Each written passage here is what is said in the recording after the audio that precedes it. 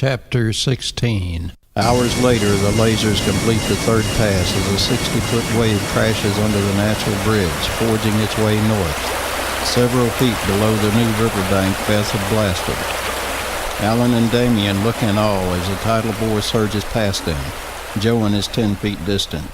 As the waters return to normal, now we can go after them. Damien points to the opposite side of the bridge at the wall of rocks that now encase the exit from the bridge. Alan frowns. The blue light suddenly returns, and Alan and Damien watch in stunned silence as Beth, using the lasers as a gifted sculptor would use a hammer and chisel, along the mountain and down to the plain below. Damien smiles. Now we can go after them. The high-pitched humming sound is heard again, coming ever closer. The lander appears in the sky. Soldiers scatter in fright. Damien, Alan, and Joan remain where they are.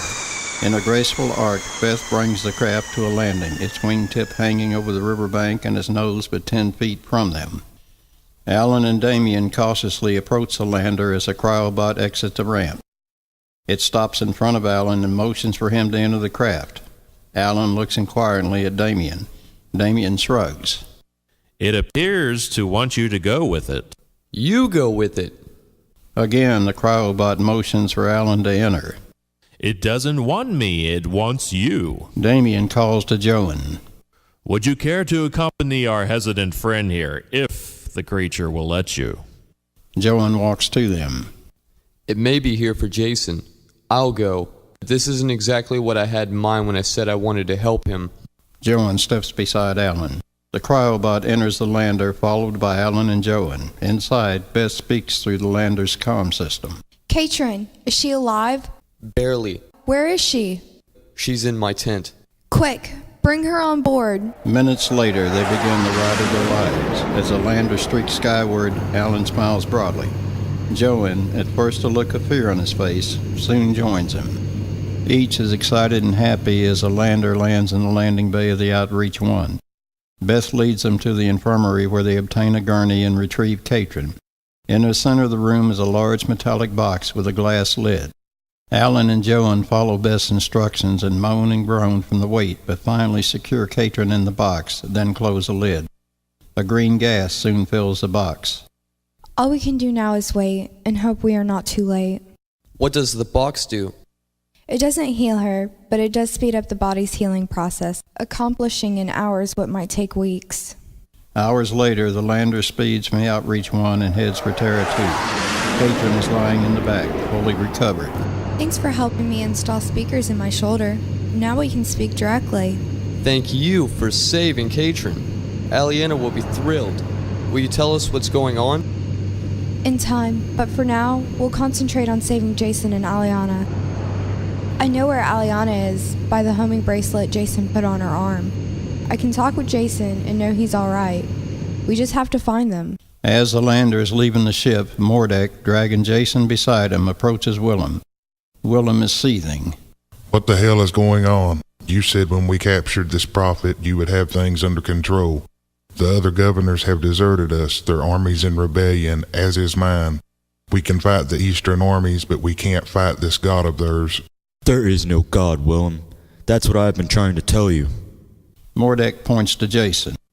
This is the God you so highly fear. With him, we can rule all of Terratoo.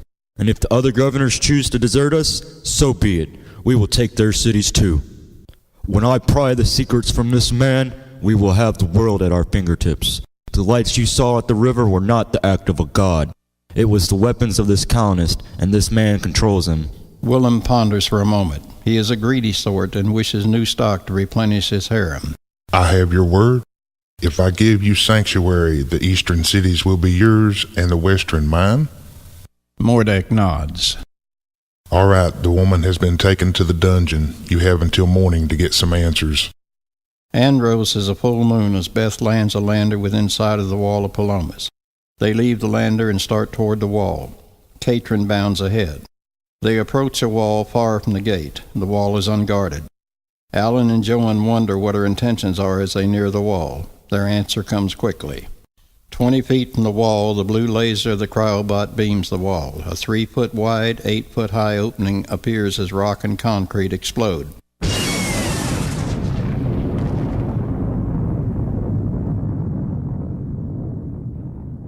Alan and Joan look at each other, eyes wide. Alarms sound in the city as a cryobot motions for Alan and Joan to remain behind her. As they enter the opening, 20 soldiers hurry toward them from the left on the cobbled street. Rapid laser blasts fired at the street in front of them quickly sends them running in fear. In the throne room, quick orders are given. 2 groups of soldiers rapidly prepare to leave the city, one with Mordek and Jason and the other with Aliana and Willem.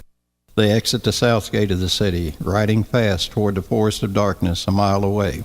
Jason calls softly. Beth, what's going on? Alan and Joan are with me. We hope to find a way to free you. You know Mordic won't release us. He knows he'll die if he does. If he releases you, he will be exiled, like the other governors. He won't agree to that. He's power-hungry, and he's convinced I can give him secrets of weapons by which he can rule Terratoo. I know that. Then what do you hope to gain by keeping us running?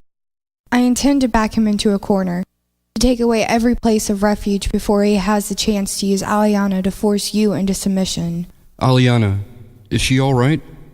She is with Willem and 6 of his soldiers less than a mile ahead of you, entering the forest of darkness, as you soon will be. As a cryobot, I cannot follow you through the forest. I'm sending Alan and Joan and Katrin. She's all right? Alan and Joan helped me get her on the Outreach 1 in time to save her. I know she will help us find Aliana. Jason, you really love this woman, don't you? Yes, very much. I think she must be the reason I came in search of this world. Thanks for leaving me in cryosleep for so long. That wasn't my idea.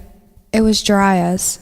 Beth, this Jiraiya, who, or maybe should I say what, is she?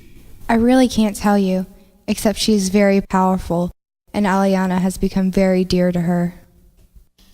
End chapter 16.